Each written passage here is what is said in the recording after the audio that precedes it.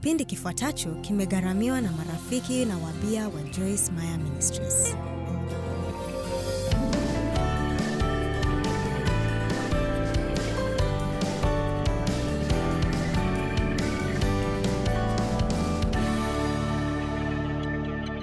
Usiku wa leo tutajifunza jinsi ya kupigana vita kama Mkristo. Unaona, tuko vitani na kweli tunapigana, lakini ni sharti tujifunze jinsi ya kupigana vita vilivyo tofauti na vile vya dunia. Na kuwa na hasira si suluhu. Tutazungumza juu ya hasira. Utashangaa ni watu wangapi, hata wale walio hapo usiku wa leo, watu wanaompenda Yesu wana tatizo la hasira. Wana hasira na machungu na chuki ndani yao kwa ajili ya sababu nyingi mbalimbali, na baadhi ya watu wamekuwa na hasira hiyo kwa muda mrefu sana kiasi kwamba hata hawajui tatizo lao ni nini. Na ni wakati wetu wa kukabiliana na hasira, tuitathmini na tuielewe vizuri na tujifunze jinsi ya kukabiliana nayo. Hasira ni hisia ambayo watu wa dunia hawafikiri kwamba ni tatizo, lakini Wakristo hujifunza mapema kwamba hasira inaweza kuwa tatizo kubwa. Kwa hivyo huwa tunanaswa na mtego wa kuhukumika kila tunaposhikwa na hasira kwa ajili ya jambo lolote, na tunafikiria, mimi kama Mkristo sipaswi kuhisi hivyo. Na mimi pia nilipitia hali hiyo. Asubuhi moja nilipanga kuhubiri. Haya yalitokea miaka mingi iliyopita, nilipokuwa bado naendesha mikutano ya wanawake katika kanisa langu mjini St. Louis. Ni kama miaka 25 iliyopita. Na nashukuru sana kwa mafunzo ambayo Mungu amenifunza, mambo ambayo amenionyesha katika safari yangu, na nashukuru kwamba nina nafasi ya kuwaeleza mambo hayo, na pengine nitawasaidia baadhi yenu kuepuka mizunguko kadhaa ya mlima. Basi kulitokea ubishi kati yangu na Dave, na nilikuwa nimekasirika sana. Na unajua, hasira na kuhubiri haziendi pamoja. Na sikuwa na muda. Nilikuwa na kama saa moja kabla nifike kanisani na niongoze mkutano wangu. Kulikuwa na watu 100 kadhaa hapo, na nilikuwa na hasira, na nilihisi kuhukumika kwa ajili ya hasira yangu. Na Mungu alinionyesha jambo asubuhi hiyo ambalo lilibadilisha maisha yangu kwa njia kubwa. Kwa njia moja au nyingine, nilijipata katika Waefeso mlango wa 4 mstari wa 26 na 27. Sikumbuki kama ni fadha yangu ndio ilinipeleka hapo, kwa vile nilijua ni kifungu kuhusu hasira, au ni Roho Mtakatifu ndiye aliyeniongoza hapo, lakini niliona kifungu hicho kwa njia tofauti na jinsi nilivyokiona hapo awali, na nataka uangalie kifungu hiki usiku wa leo kwa mtazamo utakaoleta mabadiliko maishani mwako. Muwe na hasira ila msitende dhambi. Sasa basi, huo hapo ndio ulikuwa ujumbe. Tutazungumzia kwa kina zaidi baadaye kidogo, lakini hapo ndipo nilipopata ufunuo wangu. Haisemi usiwe na hasira, haisemi ikiwa utawahi kuwa na hasira, inasema unapokuwa na hasira. Sisi sote kuna wakati tutakuwa na hisia ya hasira, na si vibaya kuwa na hasira wakati mwingine. Ndio, wakati mwingine ni vibaya kuwa na hasira kwa ajili ya jambo ambalo si makosa ya mtu mwingine. Lakini watu wanapotukosea, wanapokuwa na ubinafsi na kujifikiria au binafsi, wanapotutendea maovu, wanapotutendea mambo yasiyo sahihi, wanapozungumza vibaya juu yetu, wanaposema uongo juu yetu, tunashikwa na hisia za hasira. Kwa hivyo tatizo si kuwa na hasira, bali ni kile unachofanya ukishikwa na hasira. Unaona, kama kuna ujumbe wa maisha, mojawapo ya jumbe kadhaa ambao ningependa kuachia watu, mojawapo ya jumbe zangu za maisha ambao nahisi naweza kuwa na tumaini kwamba utaleta mabadiliko makubwa katika mwili wa Kristo, ni kwamba huwezi kujizuia kuwa na hisia za aina fulani, lakini unaweza kuamua jinsi vitendo vyako vitakavyokuwa. Na nikiwa na hisia aina fulani, hiyo imaanishi ni lazima nidhihirishe hisia hiyo kwa vitendo vyangu ikiwa vitendo hivyo vitakuwa viovu. Na ikiwa sina hisia aina fulani, hiyo imaanishi siwezi kutenda kama navyopaswa kutenda. Ndiyo, tuna hisia, lakini hatupasi kutawala na hisia hizo. Ndiyo, tuna hisia zinazobadilika mara kwa mara, zinajitokeza wakati hutaki zijitokeze, zinatoweka wakati hutaki zitoweke. Wangapi wanaelewa kile ninachozungumzia? Jamani, Jumapili usiku baada ya kula unaweza kuhisi unapaswa kupunguza kula ili upunguze kilo 20. Mnaelewa kile ninachozungumzia? Ikifika Jumatatu asubuhi, hisia hiyo ya usiku uliopita imeshatoweka. Tunaweza kuhisi kutoka kwa madeni, na wakati huo tunahisi kutumia pesa nyingi kupita kiasi. Tunaweza kuhisi kusafisha nyumba zetu, na huku tunahisi kujivinjari kwenye kochi. Kwa hivyo hisia zetu kwa kawaida haziwezi kutegemewa wala kubashiriwa, na wakati mwingine ni nzuri na wakati mwingine si nzuri. Kwa hivyo huwezi kuzizingatia, na ukifanya hivyo utajitia mashakani. Na wakati mwingine nafikiri kadri tunavyozingatia kwa kiwango kidogo zaidi hisia tulizonazo katika mwili, pengine ndivyo tutakavyozidi kuhisi kile tunachopaswa kuhisi katika roho. Hatupaswi kuacha hisia zetu za kimwili ziamue tabia zetu. Unaona, nilipokuwa bado siko imara katika Mungu, ingawa nilikuwa Mkristo, bado nilifanya mambo mengi niliyohisi nataka kufanya. Na kama mtu angenikasirisha, basi nilishikwa na hasira. Na kama ningehisi nataka kumzoma, nilimzoma. Na kama ningehisi nataka kuzungumza juu yake, nilizungumza juu yake. Na kama ningehisi nataka kumwekea ukuta na ninyamazia kwa wiki 3, basi nilifanya hivyo pia. Lakini kadri nilivyoendelea kukua katika Kristo na kuzidi kuelewa neno lake, ndivyo nimezidi kujifunza kwamba sijapewa nafasi ya kudhihirisha hisia zangu kwa vitendo. Na natamani sana hisia hizo zipotee, lakini wakati mwingine hazipotei. Kwa hivyo haimaanishi Mungu atabadilisha hisia zangu, bali atanibadilisha mimi ili niwe na nguvu zaidi kuliko hisia zangu. Kama kuna kitu tunachohitaji kufanya kama watoto wa Mungu, ni tunahitaji kuacha kuomba ili pingamizi zetu zote ziondoke. Paulo kamwe hakuomba ili matatizo ya watu yaondoke. Huwezi pata mahali popote katika Biblia ambapo Paulo aliomba ili matatizo ya watu yaondoke. Aliwaombea ili wavumilie chochote kitakachowakabili kwa moyo mtulivu. Aliwaombea ili waweze kujidhibiti na wawe na nidhamu, na haikujalisha kile kilichokuwa kinaendelea maishani mwao. Alitaka vitendo vyao visibadilike, iwe kana kwamba hakuna chochote kinachoendelea. Kwa hivyo hii ni changamoto kubwa kwetu, kwa sababu tunapenda sana kuambia watu jinsi tunavyohisi.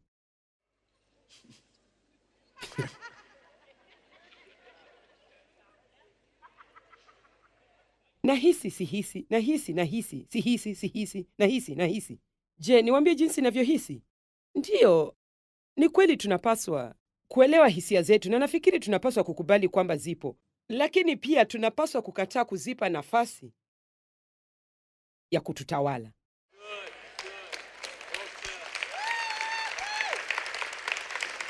Sasa huenda ukahitaji kutafakari swala hilo kidogo, kwa sababu ni tatizo kubwa katika maisha ya watu.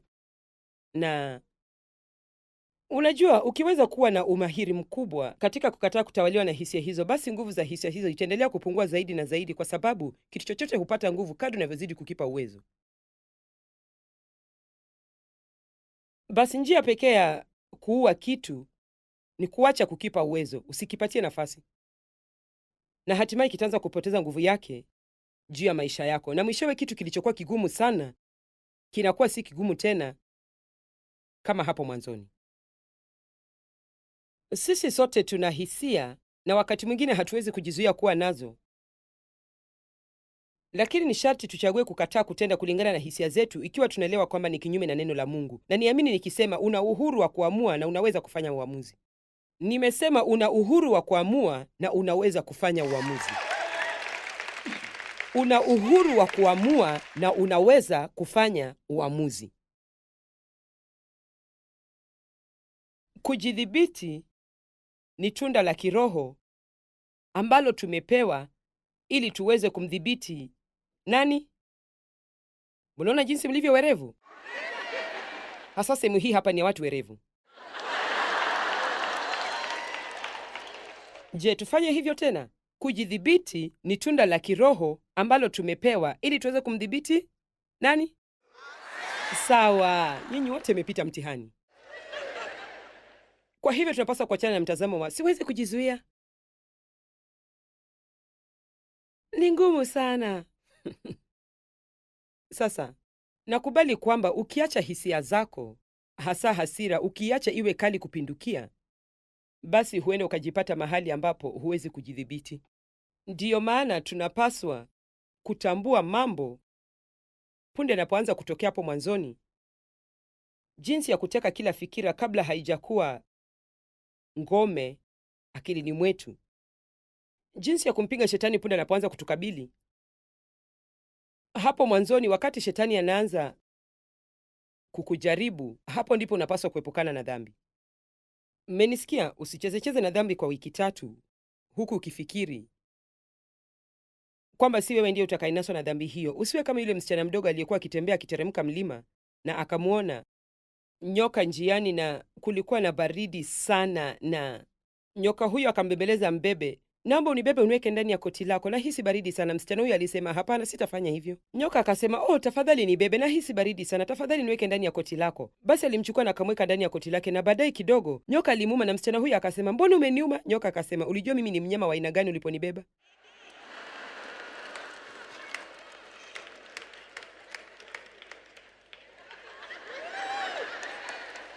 Tunaweza kwenda polepole, hiyo ni sawa. Unajua, huingi katika uhusiano wa uzinzi kwa ghafla.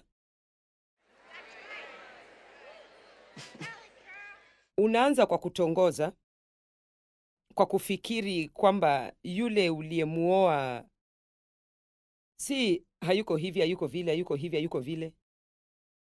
Ni hatua moja baada ya nyingine, kahawa, andazi, chakula cha mchana, kisha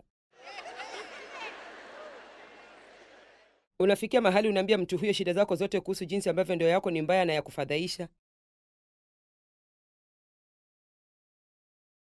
Hiyo pia haiko katika ratiba yetu, lakini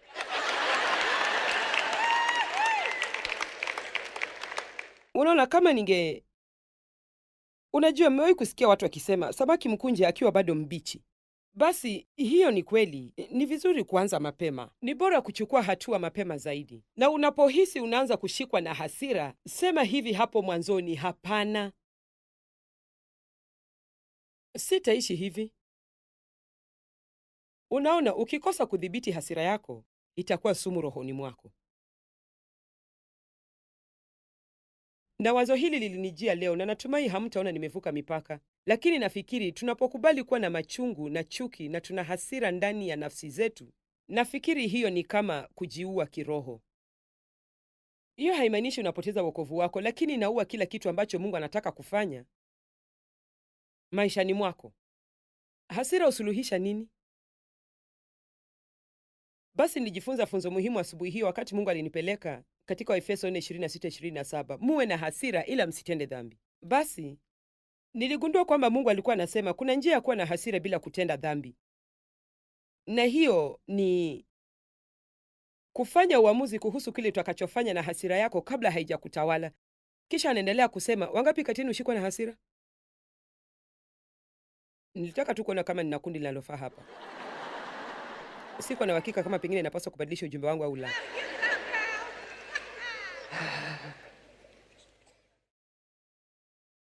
Muwe na hasira ila msitende dhambi. Mstari wa 26, jua lisichue na uchungu, hasira, ghadhabu wenu haujawatoka. Unajua, ikiwa utashikwa na hasira asubuhi, una siku nzima, lakini ukiwa na hasira unapoenda kulala, basi uko mashakani.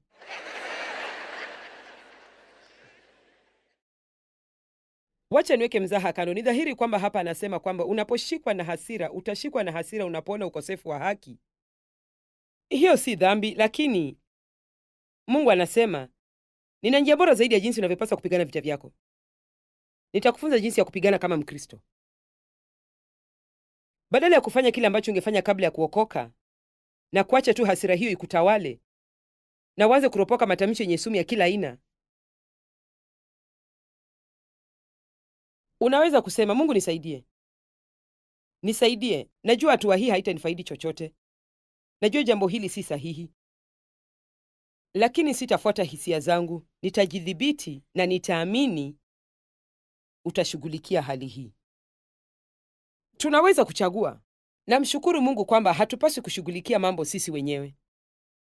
Jamani, baadhi yenu mnapaswa kustaafu kutoka kwa kazi ya kujishughulikia wenyewe na mfanye sherehe kubwa ya kustaafu. Kuna mtu hapa ambaye amechoshwa na kujaribu kujilinda yeye mwenyewe kila wakati na kujaribu kulipiza kisasi dhidi ya kila mtu ambaye alikukosea au ambaye alikosa kukupa kitu fulani. Bila shaka lazima kuna mtu ndani ya ukumbi huu usiku wa leo, au mtu anayetutazama kwa runinga, ambaye amekuwa na hasira kwa muda mrefu ya kutosha na yuko tayari kusema siko tayari kuendelea kuishi na hasira tena. Nilikuwa na hasira nyingi kwa ajili ya sababu nyingi za halali. Hasira inaweza kuwa halali kabisa. Unaweza kuwa na sababu halali kabisa ya kuwa na hasira, lakini bado Mungu anasema huna haki ya kuishi hivyo, kwa sababu hiyo siyo njia inayotaka uishi. Nina mpango mzuri zaidi. Nitakufundisha jinsi ya kupigana kama Mkristo. Amen.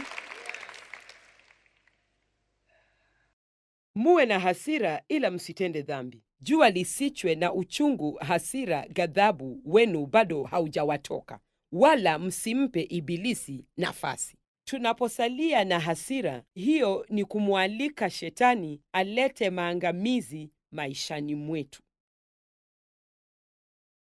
Mungu ana mpango mzuri zaidi. Hasira husababisha hali ya hatari. Hasira husababisha hali ya hatari.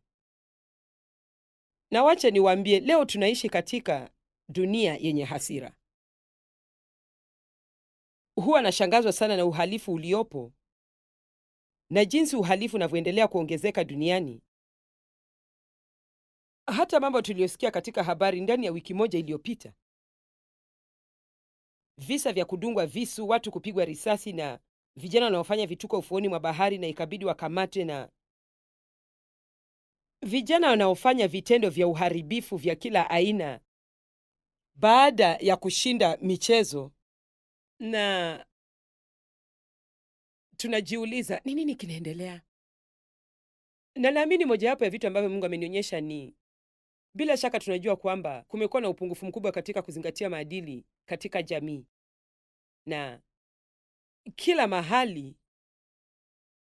Sawa, wacha tuseme hivi, kadri tunavyozidi kukosa maadili ndivyo tutakavyozidi kushuhudia vurugu zaidi, vita zaidi, uhalifu zaidi, na watu watazidi kufanya vituko vya kila aina.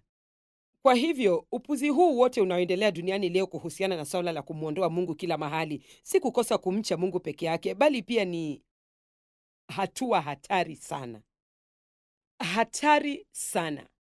Ni sharti watu wawe na kitu kizuri cha kutumainia. Ni sharti wawe na matumaini ya kubadilika. Na ikiwa huamini kwamba Mungu yupo, basi huna matumaini. Hakuna kabisa. Unajua nafikiria nini? Wazo hili lilinijia wiki hii. Naamini kwa dhati kwamba watu hawa wote wanaotekeleza vitendo hivi vya uhalifu wa kila aina, nafikiri ni watu wenye hasira ambao hawana matumaini maishani. Hawajui jinsi ya kushinda vita vyao. Hawana mtu wa kuwasaidia, hawajui mtu anaweza kuzungumza naye, na wanafahamu tu kwamba mambo hayako sawa, na hali hiyo inawakasirisha. Na wengi wao huenda wamepitia mambo fulani mazito, lakini kwa sababu hawamjui Mungu na hawajui jinsi ya kumpa Mungu nafasi kupigana vita vyao, wanazidi kuwa na hasira zaidi na zaidi na zaidi, na hasira hiyo inageuka na kuwa chuki, kisha machungu, kisha kutosamehe, na hatimaye inakuwa hasira kali, kisha inakaa ndani yetu. Biblia inasema kwamba mara nyingi maadui wa Israeli waliwaogopa kwa sababu waliona mkono wa Mungu juu yao. Na kwa hivyo tunahitaji kuhakikisha kwamba hatufanyi tu mambo kwa msukumo wa kidini mara moja moja. Tunapaswa kuhakikisha kwamba uhusiano wetu na Mungu ni mkamilifu, wenye moto na una uhai. Na hiyo inamaanisha, sasa nataka mnisikilize, hiyo inamaanisha tunapaswa kuacha kufanya mchezo na kuwa Wakristo wa juu juu tu. Tunahitaji kujituma katika kuishi kama anavyotaka Mungu. Na nataka tu niwaambie jambo hili usiku wa leo kwamba haiwezekani kuwa Mkristo mwenye hasira. Haiwezekani. Mambo hayo mawili hayaendi pamoja kabisa. Pengine unasema sijakasirishwa na jambo lolote. Kama uko hivyo, basi naweza kukuambia wewe ni mmoja wa wachache waliobarikiwa. Pengine unasema umejuaje hilo? Hujui kama nina hasira? Sikiliza, nimekuwa katika kazi hii kwa muda mrefu. Hii si mara yangu ya kwanza kuwa hapa, na kamwe sijawahi kuhubiri hata mara moja kuhusu hasira, machungu, chuki, kutosamehe na vita. Kamwe hata mara moja. Na baada ya mahubiri, nilipouliza ni watu wangapi wana matatizo ya aina hiyo na wanahitaji maombi na wako tayari kujitenga na hisia hizo, sijawahi kuona chini ya 70 hadi 80% ya watu waliokuwa ndani ya ukumbi wakisimama. Kwa hivyo kuna Wakristo wengi wenye hasira na ni sharti uelewe, mahali hakuna amani hakuna nguvu. Mahali hakuna amani hakuna nguvu. Yesu alikuwa na uwezo juu ya dhoruba kwa sababu hakuacha dhoruba hiyo ingie ndani yake. Kwa hivyo tuna mambo mengi tunayopaswa kuzungumzia usiku wa leo na kesho asubuhi kuhusu kukabiliana na hasira badala ya kuiacha itutawale. Hasira iko hatua moja kabla ya hatari. Yakobo 1:19 hadi 20. Hayo mnajua, ndugu zangu wapenzi, basi kila mtu na awe mwepesi wa kusikia, bali si mwepesi wa kusema wala kukasirika. Biblia inasema kwamba Mungu si mwepesi wa hasira. Kwa maana hasira ya mwanadamu, sasa nataka mshike hii, hasira ya mwanadamu haitendi haki ya Mungu. Kwa kusema vingine, vitendo vya hasira si vitendo sahihi. Na hebu sikilizeni kile nitakachosema. Hasira si njia sahihi ya kusuluhisha matatizo yako. Hakuna mtu yote hapa ambaye amewahi kusuluhisha matatizo yake kwa hasira. Hasira kamwe haifanyi mambo yawe mazuri. Mtakuwa watu wawili wanaopigiana kelele, na hilo ni tatizo kubwa. Usiwe mwepesi wa kusema, kuwa mwepesi wa kusikia, wala usiwe mwepesi wa kukasirika. Tuwe watu ambao ni ngumu sana kutukasirisha. Ndiyo, hapana, pengine.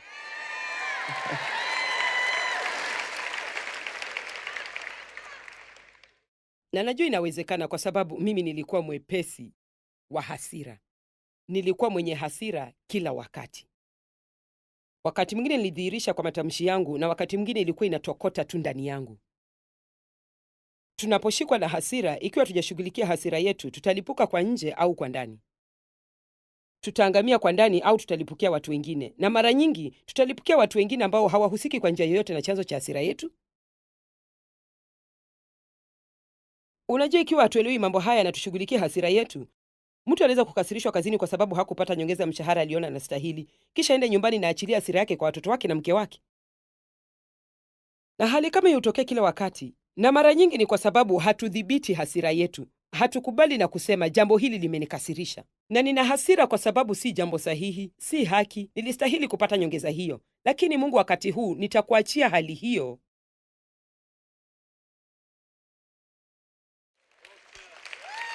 Unafikiri kweli unaweza kujipatia nyongeza ya mshahara haraka kumshinda Mungu?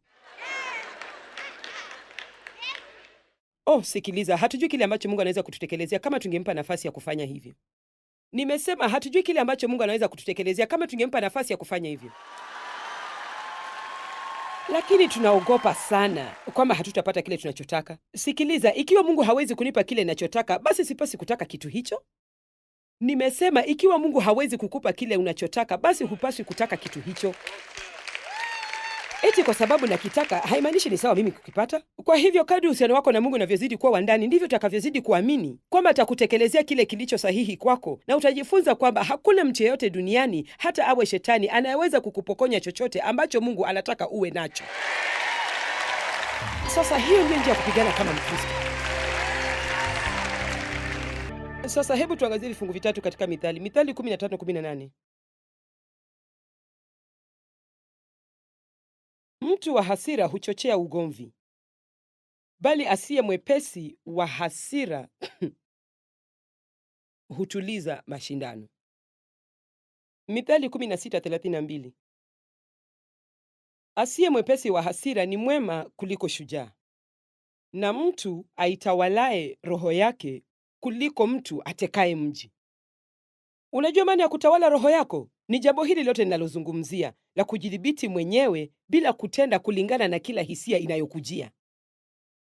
Jamani, hebu tuseme ukweli usiku wa leo. Unatawala roho yako kwa kiwango gani? Unatawala hisia zako za kimwili kwa kiwango gani? Maneno yako, matamshi yako, fikira zako, hisia zako zinakutawala kwa kiwango gani? Hilo ndilo jambo tunalozungumzia. Unatakiwa kupata kukua katika sehemu hiyo. Usifikiri ulikuja hapa bila sababu. Hukuja tu hapa ili ujionee kwa macho yako jinsi mimi nilivyo. Pengine kweli ulikuja tu kuniona, lakini sina shida na njia yote ambayo Mungu atatumia kukuleta hapa. Ni sharti ujitayarishe kwa vita vinavyokuja. Ni sharti tujitayarishe.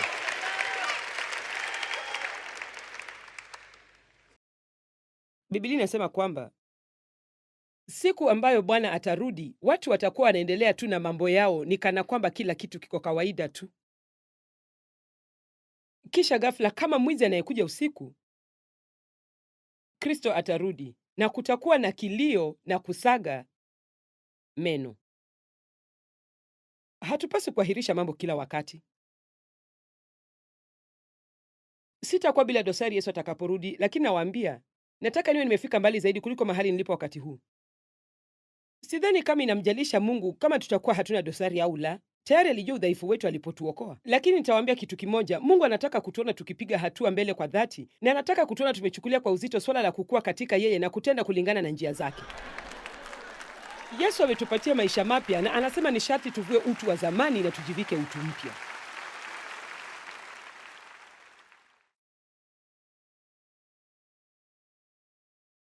Na unaweza kufanya hivyo, lakini sharti uwe na ari ya kufanya hivyo. Ni sharti uwe na ari kubwa. Ni sharti uwe na ari kiasi cha kukufanya ulipe gharama.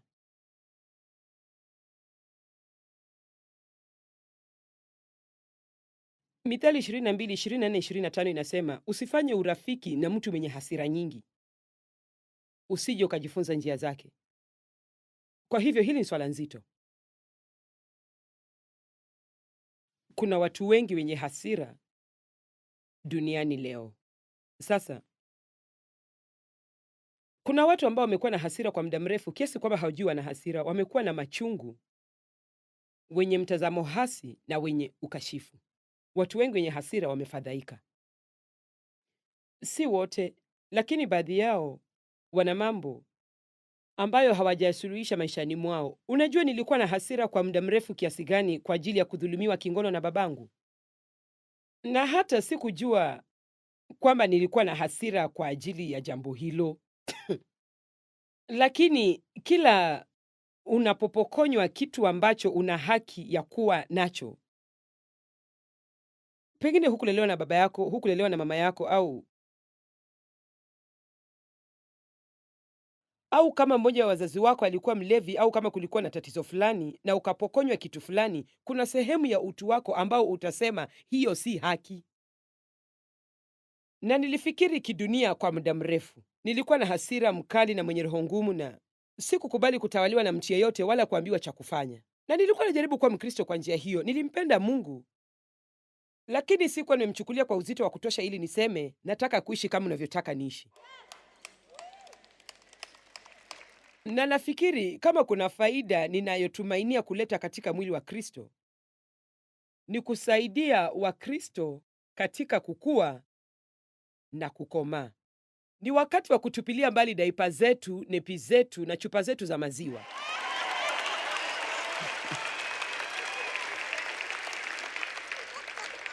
Watoto wanaweza kufanya chochote wanachohisi, lakini tabia kama hiyo haiwezi kumfaa mtu wa miaka 40.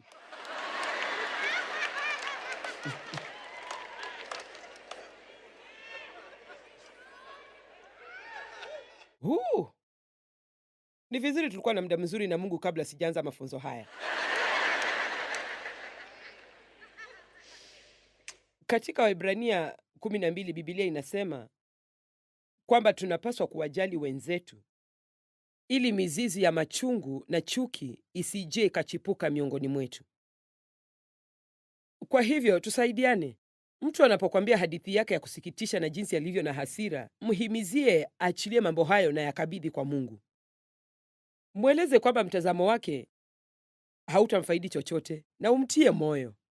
Najua si haki na naelewa kwa nini unahisi hivyo, lakini unajua, je, tunaweza kuomba pamoja na tumkabidhi Mungu mambo hayo? Je, uko tayari kuyaachilia kwa Mungu na umwache Mungu awe Mungu? Unaona, pia Mungu hakupenda kile kilichonitendekea nilipokuwa mtoto. Si mimi peke yangu ndiye sikupenda kitendo hicho, yeye pia hakukipenda, na hakika kilimkasirisha. Sasa Mungu si Mungu wa hasira, lakini anaweza kukasirika, na huwa anakasirishwa na ukosefu wa haki, lakini anajua kupigana kwa njia sahihi.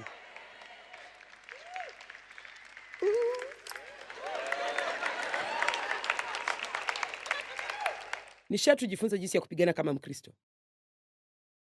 Hebu tuangazie Marko mlango wa 3. Akaingia tena katika sinagogi, na palikuwako huko mtu mwenye mkono uliopooza kwa ajili ya ajali au ugonjwa. Na Mafarisayo unajua, Mafarisayo walimkasirisha sana Yesu, na kweli walimkasirisha. Ilikuwa ni hasira yenye haki, haikuwa hasira isiyo sahihi. Kuna hasira isiyo sahihi, lakini pia kuna hasira sahihi. Na Mafarisayo wakamvizia ili kuona kama atamponya siku ya Sabato wapate kumshitaki. Na akamwambia yule mtu mwenye mkono uliopooza. Sasa napenda hii kwa sababu naona hii inaturudisha kwa kile nilichokuwa nahubiri jana usiku. Yesu alijua kwamba alikuwa karibu kuwakasirisha, na nadhani ni kana kwamba alikusudia kufanya hivyo. Akamwambia yule mtu mwenye mkono uliopooza, simama katikati. Hakujaribu kujificha, alisema njoo hapa na usimame katikati. Napenda hiyo. Njoo hapa, ikiwa nitakuponya, wacha nikuponye mbele ya hawa wapumbavu.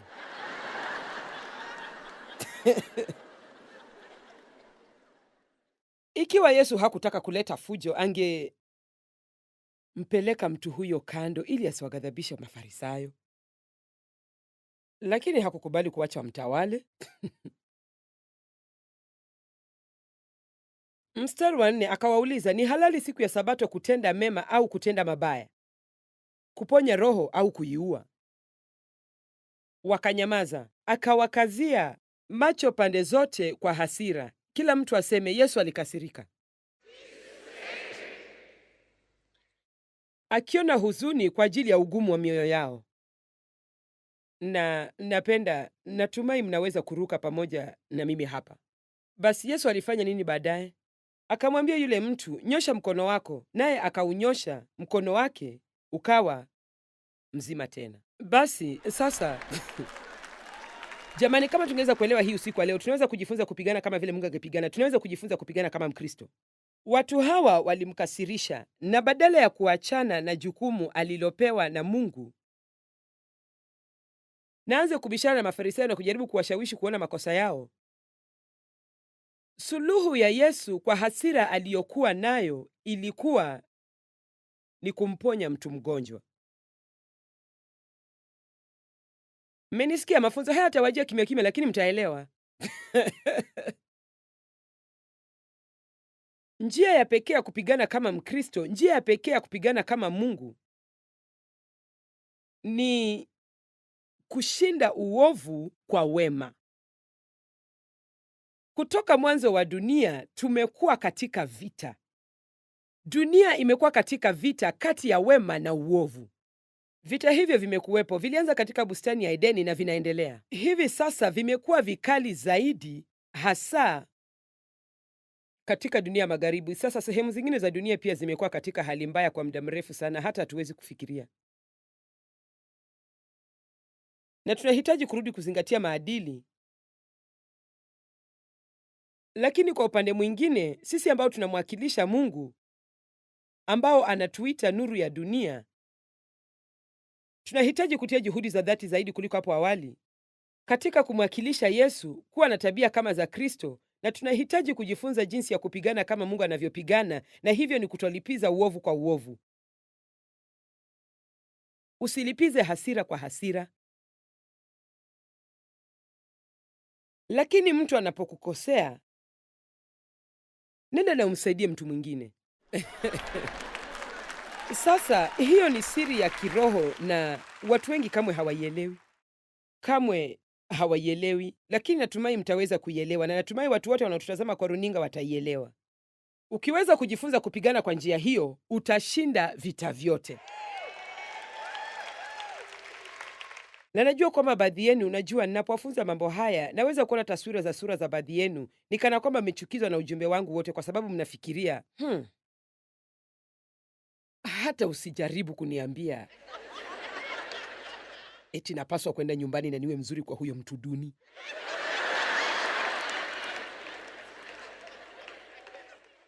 Sikiliza, sikusema unapaswa kuacha watu wa kudhulumu.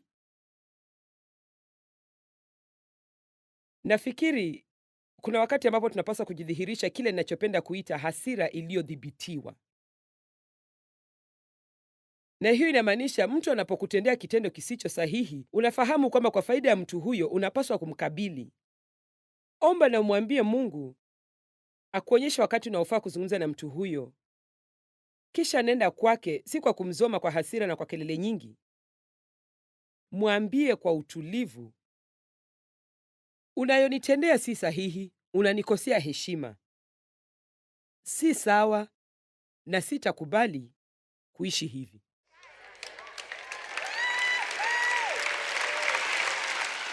Na niwaambie jambo, wakati mwingine ukisema maneno machache yatakuwa na nguvu zaidi. Maneno mengi humaanisha hakuna atakayekumbuka chochote ulichosema. Jamani, nimeisema vizuri kweli? Unajua, kwa miaka kadhaa hapo mwanzoni katika ndoa yetu, vitendo vyangu havikuwa vizuri.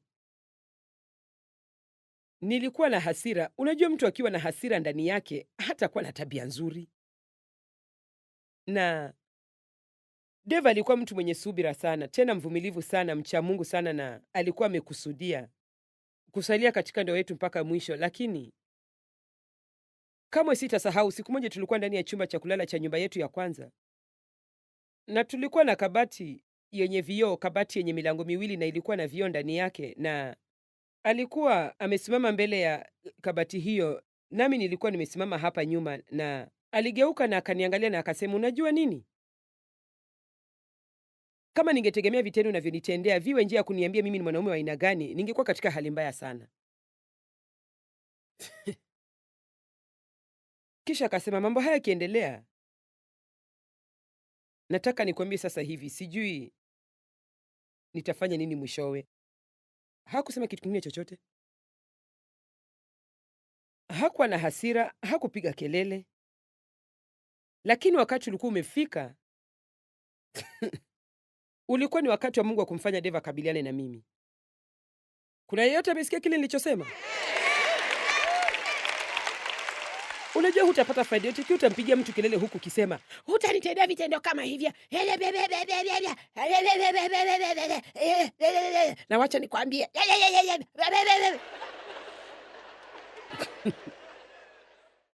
Kisha naye anaanza, na wewe pia. Kisha watoto wanaingia chumbani mwenu wanaanza.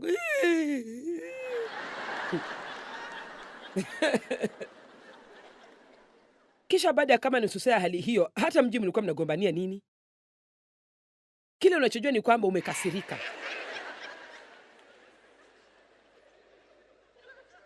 Jamani, mngenilipa pesa nyingi kwa ushauri huu kama ningekuwa mwanasaikolojia. Na mliingia hapa bila malipo na mliambiwa tu mtoe sadaka ya upendo.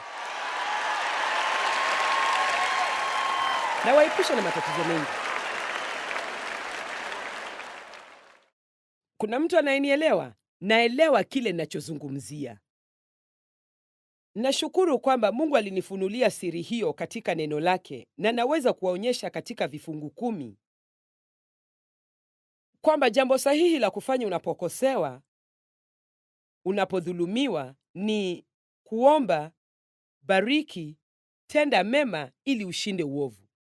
Ni siri ambayo shetani hawezi kuielewa, watu wenye roho mbaya hawawezi kuielewa, Ni mwamini wa Kristo anayeweza kuelewa ndiyo njia ya pekee ya Mkristo kupigana na kushinda vita vyake.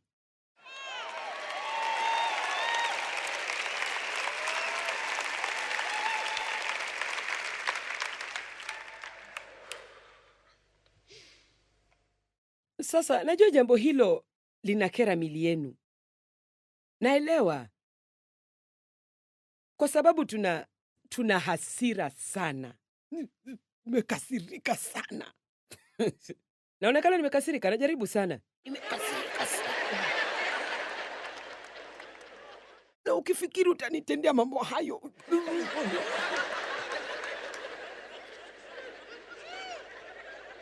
Na Mungu anasema, jamani. Jamani. Njia hiyo huwa na manufaa kweli? Kuna yeyote hapa aliye tayari kujaribu mpango wa Mungu? Sasa mpango wa Mungu utakuwa mgumu kwa mwili wako kwa sababu huenda hutapata matokeo kwa haraka. Wacha niwaambie siri ambayo nimejifunza. Wakati mwingine ni sharti tutekeleze kile kilicho sahihi kwa kipindi kirefu kabla hujapata matokeo mema. Kwa hivyo kama utajaribu hii mara moja tu ili uone kama utafaulu. Unajua, siwapi suluhu ya kimiujiza usiku wa leo. Mtu anakukosea kisha unakimbia kwenda kumsaidia nyanya fulani kuvuka barabara kisha matatizo yako yote yanatoweka. Sisemi mambo yatakuwa hivyo. Nazungumza kuhusu namna ya kuishi. Nazungumza kuhusu kusema, shetani umeingilia maisha yangu ya kutosha, sikupi nafasi tena maishani mwangu. Sikilizeni, ikiwa tutaendelea kuishi chini ya utawala wa shetani, anaweza kutufanya tuwe na hasira mara 50 kila wiki. Utakasirika kwa sababu mtu amekatiza barabarani ukiendesha gari, na utakasirika kwa sababu mtu amechukua nafasi yake ya kuegeza gari. Sina wakati wa mambo hayo tena, na ngoja nafasi ya kuegeza gari. Kisha jamaa anakuja na barikiwa. Natumai umejifurahisha.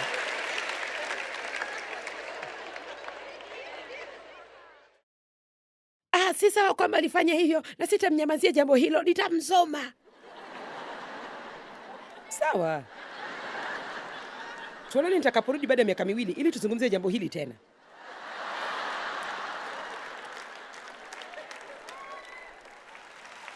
Ni wewe ndiye utakayeamua. Unajua nasema ukweli. Daima kutakuwa na mtu ambaye atakukasirisha. Kukasirikia hakutamfanya apotelee mbali. Mungu huwatumia. Huenda hata Mungu alipanga jamaa huyo awe hapo ili anyekue nafasi hiyo ya kuegeza gari,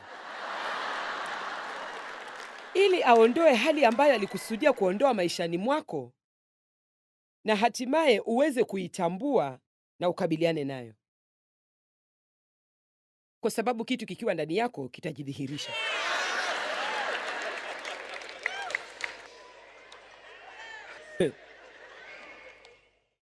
Warumi 12:17. Msimlipe mtu ovu kwa ovu. Angalieni yaliyo mema machoni pa watu wote.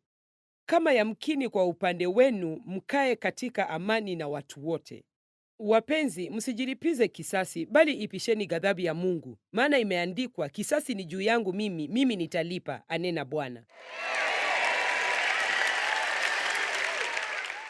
Nadhani tunapaswa kukumbushwa jambo hili. Lakini adui yako akiwa na njaa, mlishe. Akiwa na kiu, mnyweshe. Maana ufanyapo hivyo, utampalia makaa ya moto kichwani pake. Usishindwe na ubaya, bali ushinde ubaya kwa wema.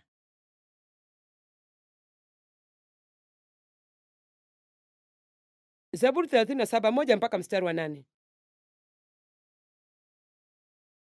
Mstari wa 1.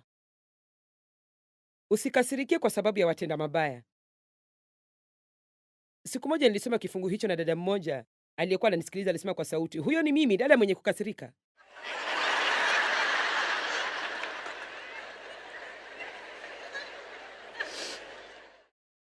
Usikasirike kwa sababu ya watenda mabaya, kile ambacho si sahihi mbele ya Mungu.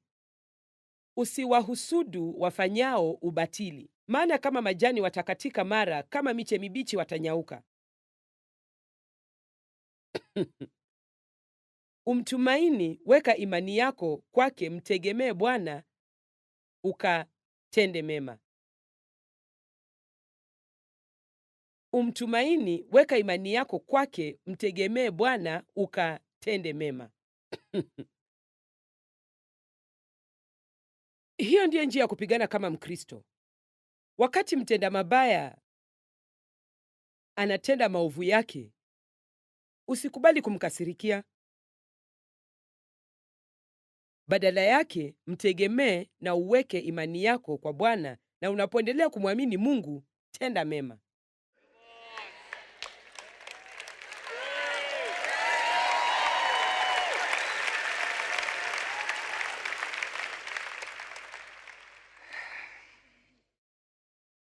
Unajua, ukijifunza kuelewa jambo hili, hatimaye shetani atakosa maarifa na amue kwenda kumhangaisha mtu mwingine badala ya wewe.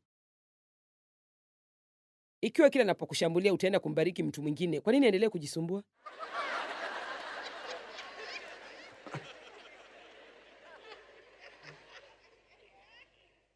Uh.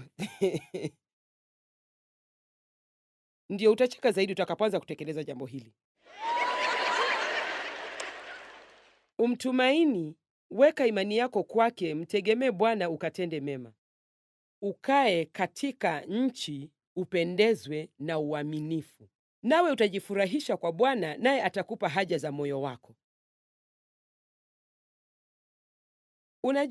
Unajua, bado tunaendelea kuzungumza kuhusu vitendo tunavyopaswa kuonyesha wakati watenda mabaya bado wanatenda maovu yao.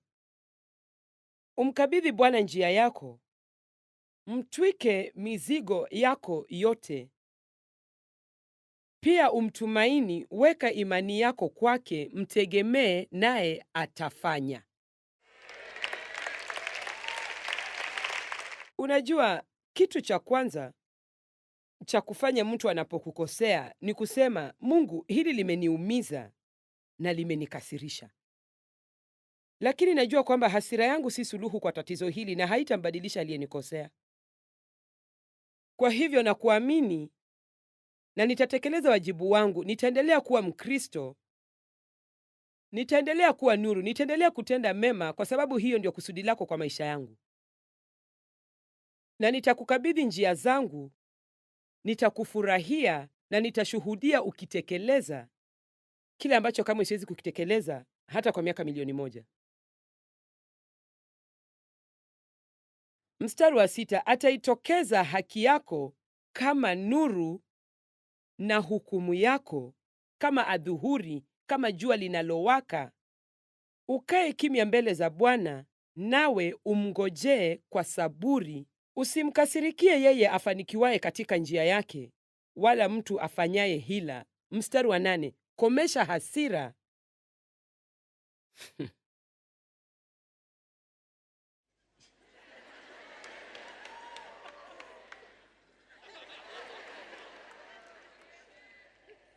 Ukomeshe hasira, uache ghadhabu, usikasirike, mwisho wake ni kutenda mabaya. Kwa hivyo tunapotendewa maovu, hatupasi kulipiza kwa kutenda maovu mengine. Tunataka kushinda uovu kwa wema. Jana usiku nilianza kuzungumza nanyi kuhusu hasira, na tulianzia katika Waefeso 4 ambayo inasema, muwe na hasira ila msitende dhambi, jua lisichwe na uchungu wenu bado haujawatoka.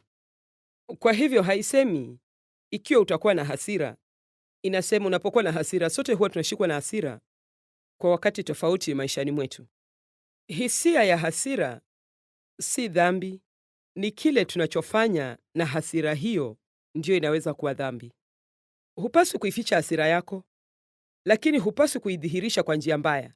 Tunahitaji kujidhibiti sisi wenyewe, ndio maana Mungu ametupatia uwezo wa kujidhibiti.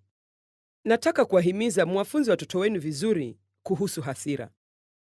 Msiwafanye wafikirie kwamba kila wanapokuwa na hasira wanafanya kitu kibaya, bali mwafunze jinsi ya kudhibiti hasira yao, na wasiwe watu wa vita na wala waifanye mambo mengine ambayo hayana maana yoyote. Ikiwa unataka watoto wako wasiwe watoto wenye hasira, basi usiwe mzazi mwenye hasira, kwa sababu wakiishi katika familia iliyojaa hasira, basi watafuata tabia zako. Hivyo ndivyo nilivyofanya na babangu.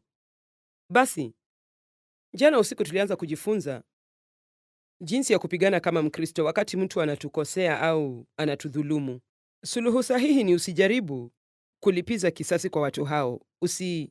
Usilipize uovu kwa uovu, lakini muamini Mungu na utende mema.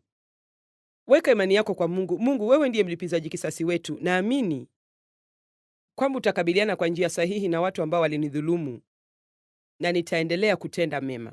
Sitaacha kushughulikia kazi ambayo Mungu amenipatia ili nikabiliane na watu hao wabaya walio duniani. Nitatilia maanani kile ambacho Mungu ameniita nitekeleze. Nitaendelea kuwasaidia watu, na ninapowasaidia watu, napanda mbegu ya kuleta baraka maishani mwangu. Unaweza kuelewa hii kwa urahisi. Hebu tuseme kuna watu 100 ambao wameitwa kufanya kazi mbalimbali katika ufalme, kama kuwasaidia maskini, kuwa mamishonari, kuhubiri Injili, kuongoza nyimbo za ibada, chochote kile. Basi tuseme mapepo 100 wanatumwa kutoka jehanamu kila siku, na kila pepo moja hao wametumwa kwa kila mmoja wa Wakristo hao walioitwa na wenye upako.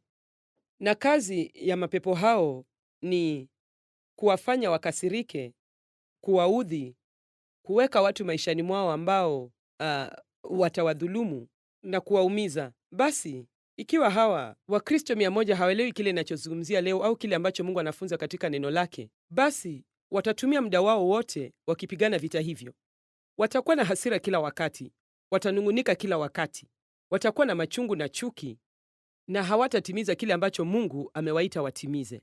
Ni rahisi sana kuelewa kwamba kushindana kwetu sisi si juu ya damu na nyama, bali ni juu ya falme na mamlaka, juu ya majeshi ya pepo wabaya katika ulimwengu wa roho.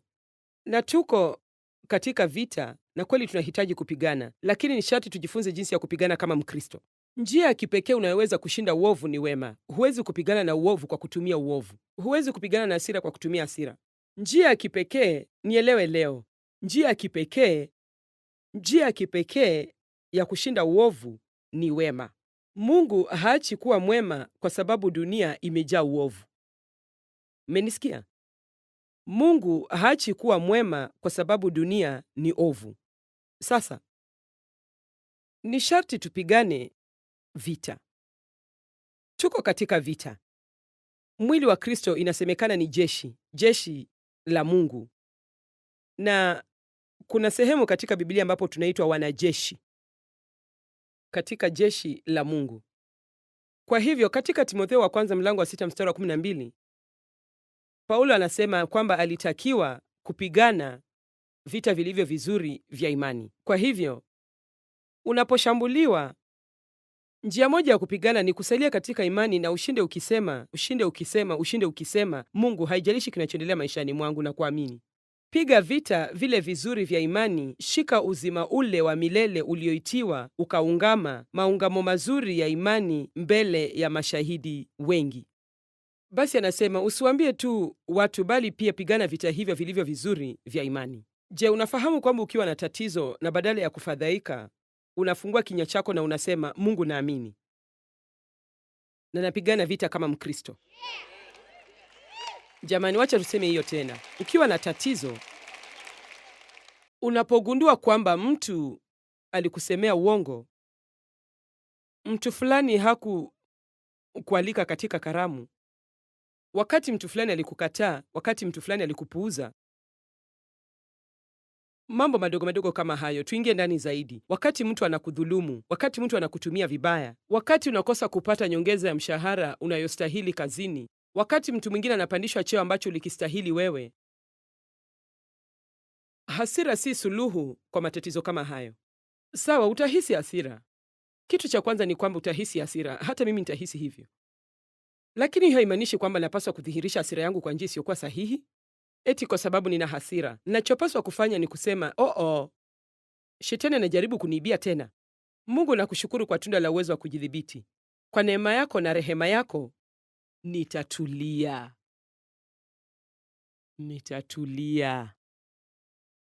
Ukiona ni ngumu kwako kutulia, basi unahitaji kujaribu kile tulichokuwa nacho hapo awali tulipokuwa tunamtukuza Mungu, na Jackie alikuwa anaimba ule wimbo kuhusu Roho Mtakatifu, sikiliza nyimbo nzuri za kumsifu Mungu, na ikiwa uko karibu kushikwa na hasira kali, sikiliza mziki huo. Ingia chumbani kwako peke yako na useme oh.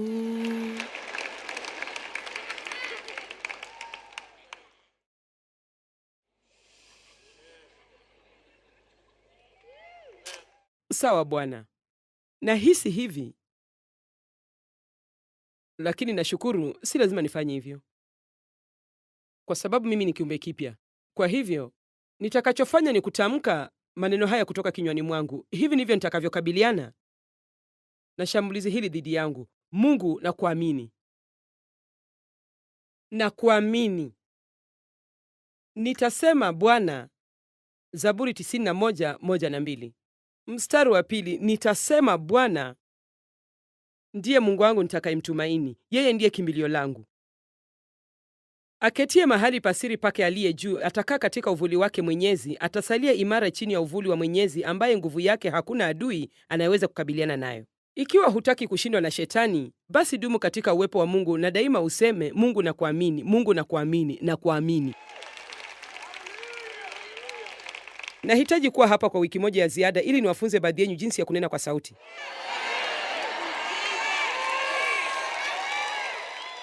Namaanisha kufanya kitu kingine badala ya kunungunika kuhusu hali zako.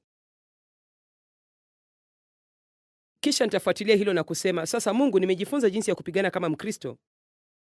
Kwa hivyo nakuomba unionyeshe mtu nayeweza kumbariki. Jamani, najua haya ni mambo mapya. Wacha tupitie mlangoni asubuhi ya leo. Sawa? Unashambuliwa. Wacha tubuni tu hadithi.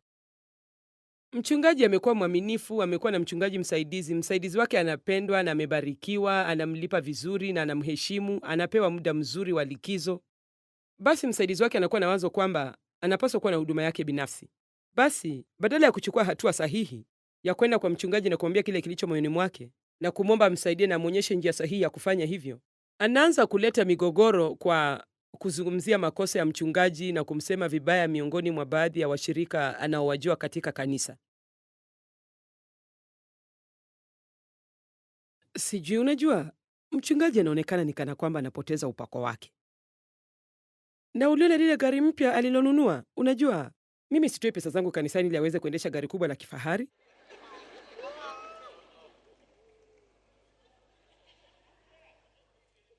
Na uliona zile shanga ambazo mke wake huvaa? Nafikiri ni ghali kupita kiasi, ama mnaonaje? Na unajua watoto wao ni wajeuri sana, hawaongozi watoto wao kabisa. Basi anawatia moto watu wengine wapumbavu kama yeye. Samahani, ni ukweli kwamba ni wapumbavu.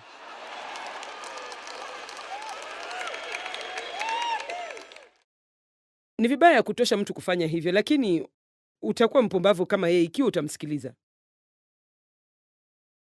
Mtu anapokuja kwako ili amtoe makosa mtu mwingine, hasa kama ni mtu unayempenda na amekuvutia na anafanya kazi kwa bidii ili akusaidie, unapaswa kumwambia, basi unajua, sijui unasema nini, lakini mtu huyu amenisaidia sana, amebadilisha maisha yangu. Yeye ni mwaminifu, amejitolea, ni mwenye bidii. Sikiliza, huo ni mtego. Ni mtego wa kipepo. Neno kukasirisha linatoka na neno la Kiyunani skandalion, ambalo linamaanisha chambo kinachowekwa kwenye mtego kwa lengo la kumvutia mnyama ili akamatwe. Kwa hivyo Shetani akizua migogoro na jaribu kutukasirisha, anatuvuta mtegoni. John Bevere aliandika kitabu kizuri sana kinachoitwa Chambo cha Shetani, na kimsingi kukasirisha watu na migogoro ndiyo chambo wanayotumia Shetani kutuvutia kwa maisha yasiyokuwa na nguvu wala ushindi. Tutakosa mwito wa maisha yetu, tutakosa kile ambacho Mungu anataka tufanye na kile ambacho ametuwekea. Sawa basi, mchungaji msaidizi akakusanya washirika wachache wasiokuwa na hekima, na kadri walivyoendelea kuzungumza ndivyo walivyozidi kukasirika na kuona makosa ya mchungaji mkuu. Basi wakaamua wataondoka na waende wakaanzisha kanisa lao wenyewe. Na naweza kuambia kwamba ni katika makanisa machache tu ndio jambo hili halijatokea. Hali hii inaitwa migawanyiko kanisani. Basi sasa hebu tuseme kanisa lina idadi ya takriban washirika 400 na amechukua 100 na aende umbali wa maili moja kutoka kanisa hilo na anzishe kanisa lake. Sasa mchungaji mkuu ana uamuzi wa kufanya. Je, atakasirika? Je, atapoteza amani yake? Je, ataghadhabika? Je, ataanza kuwa na wasiwasi na kuwa na hofu kwamba napoteza washirika wangu, sasa kanisa langu litaanguka. Anachopaswa kusema kwanza ni, Mungu, tunajua kwamba jambo hili halijafanywa kwa njia sahihi na limeniumiza, na naona ni jambo baya sana, lakini naweka imani yangu kwako, na kwa kila mshirika anayeniacha unaweza kunipa watatu zaidi kuchukua nafasi yake. Je, naweza kuambia jambo hili, chochote ambacho hakijatoka kwa Mungu hakiwezi kufana. Kwa hivyo hatupaswi kuwa na wasiwasi sana kukihusu. Kisha ikiwa na hekima sana, anachopaswa kufanya ni kumnunulia msaidizi wake mitambo mipya ya sauti.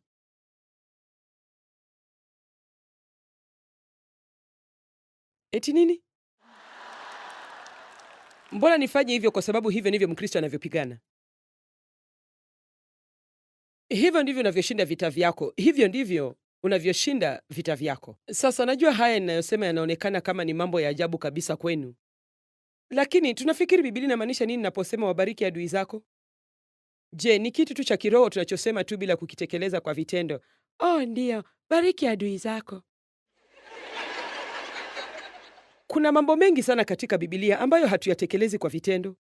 Tunaimba tu kuyahusu na tunayakiri na tunaona ni vifungu vizuri na tunafikiria ni watu wengine wanapaswa kuyatekeleza, lakini tunapohitajika kuyatumia maishani mwetu,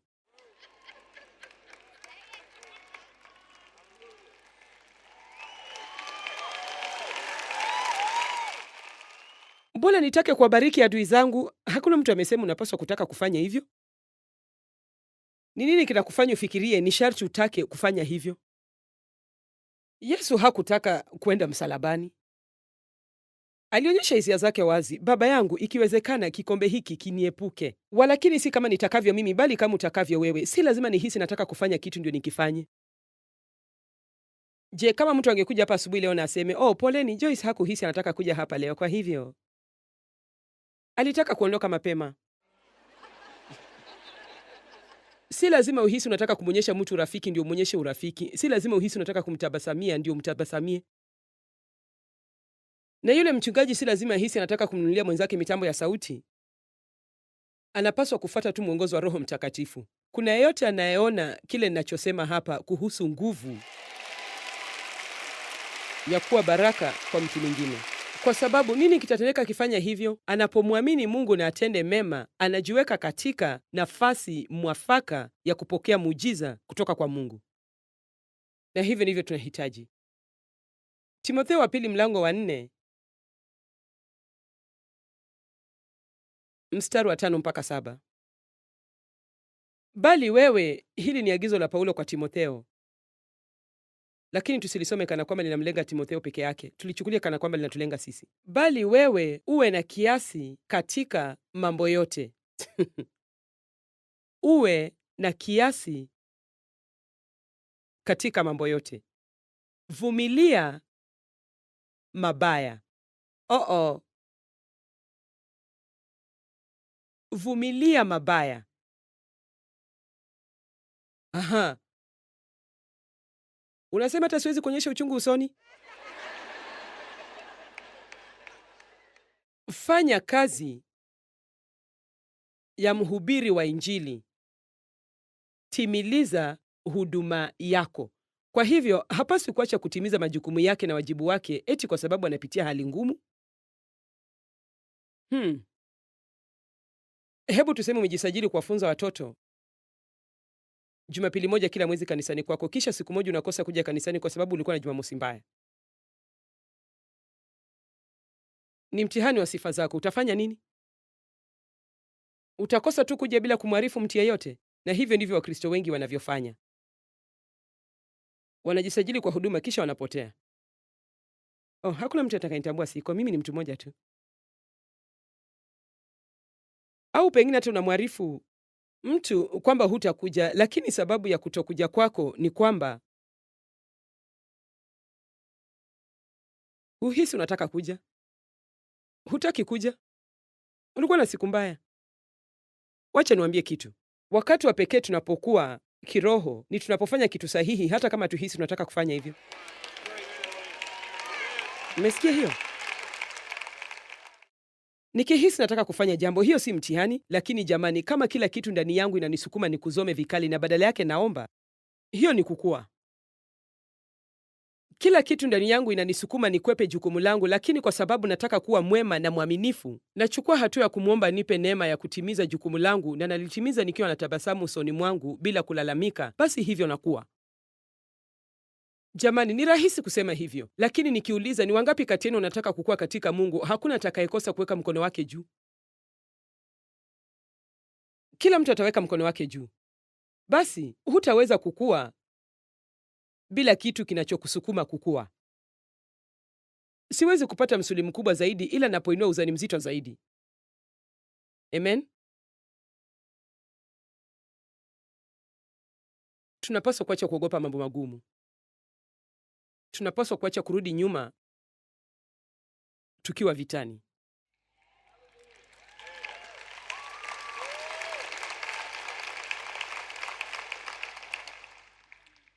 Tutasoma mstari wa 5 tena kisha tuende mpaka mstari wa 7.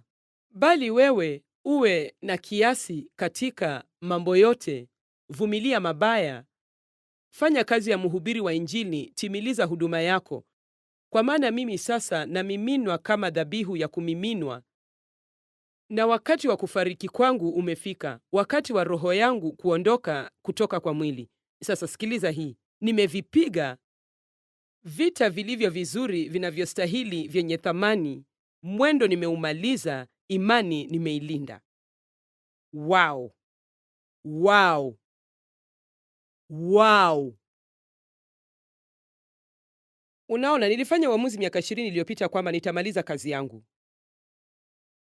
Nilikuwa nasoma Yohana 17 na niliona mstari wa 4 ambapo Yesu alisema, mimi nimekutukuza duniani hali nimeimaliza kazi ile ulionipa niifanye. Na niliguswa na Mungu niliposoma hivyo na nikaanza kulia na kulia na kulia. Na nilifanya uamuzi papo hapo kwamba nitamaliza mbio yangu. Kwa neema yako na usaidizi wako, nataka nisimame mbele yako na niweze kusema, nimetimiza yote uliotaka nitimize. Sikutimiza 10% peke yake, sikutimiza nusu peke yake, sikutimiza 90% peke yake. Sikukata tamaa nikiwa njiani eti kwa sababu mambo yalikuwa magumu. Sikukata tamaa kwa sababu ya ukongwe.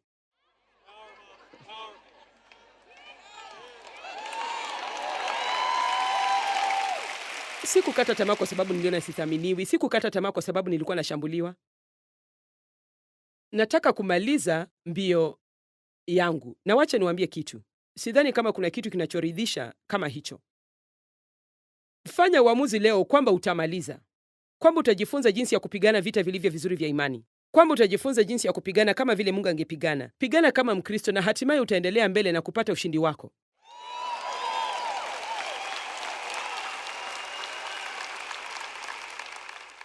Hakuna anayeweza kufanya uamuzi huo kwa niaba yako. Hakuna. Napenda kifungu hicho. Biblia inazungumza kuhusu vita, inazungumza kuhusu silaha. Sisi ni wanajeshi, tuko katika jeshi la Mungu. Na hatuwezi kushinda vita vyetu ikiwa tuna hasira. Hata maombi yako hayawezi kufanya ikiwa umekasirika. Biblia inasema unapoomba ikiwa una chochote dhidi ya mtu yeyote, msamehe, achana nayo. Mnajua maandiko hayo, sio?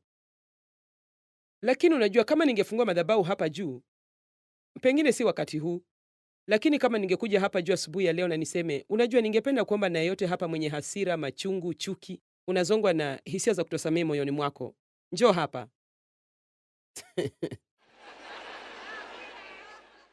Jamani, mnaona kile ninachosema? Mnafikiri mambo yangekwenda vipi?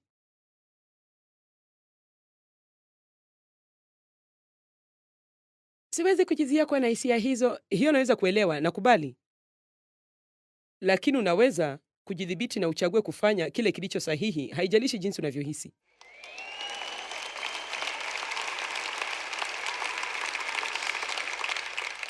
Sasa kama ungekuwa hapa jana usiku wewe unasema, naona ni kama unarudia yale uliyosema. Si ulisema hivyo jana usiku? Ndio.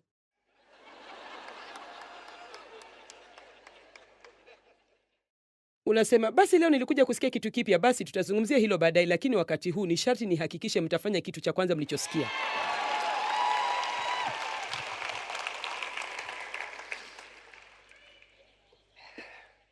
Waefeso 4:30.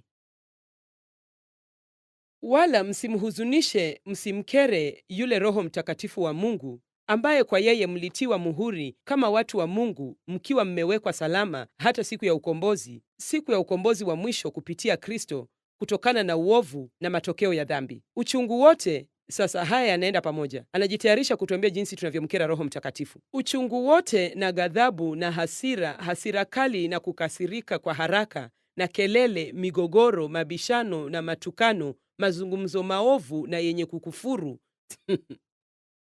yaondoke kwenu, pamoja na kila namna ya ubaya.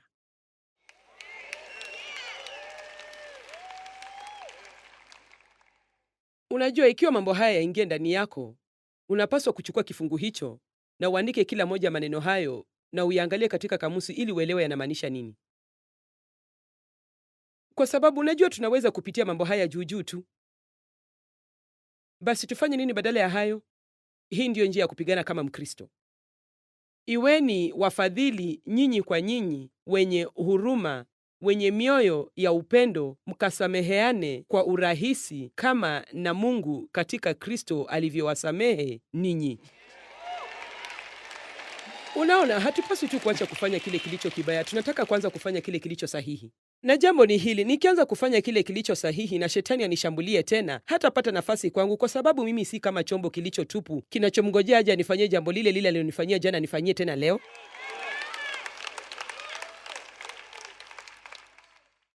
Utakuwa na nguvu sana ukifanya uamuzi kwamba utakuwa mtu mwenye kupenda watu, na utakuwa mtu mwenye madhumuni maishani, ambaye hangoji kuhisi kwamba anataka kuwa baraka kwa mtu mwingine, bali anakuwa baraka kwa kukusudia. Sijui ni watu wangapi walio ndani ya chumba hiki walifanya mpango asubuhi ya leo kumfanyia mtu mwingine kitu chema. Yaani ulitafakari jambo hilo, nina mpango. Tayari nina mtu akilini wa kubariki. Nikitoka hapa, kuna mtu katika timu yangu ambaye atapata baraka. Unajua ni kwa nini? Nafikiri nimemkera shetani hapa leo. Na unajua nimechoka na naweza kufikiria, natumai kuna mtu atanibariki leo. Lakini nafikiri nitaendelea na nimpige shetani ngumi nyingine ya jicho, na nisifanye tu vyema hapa jukwani, bali daima nifanye vyema.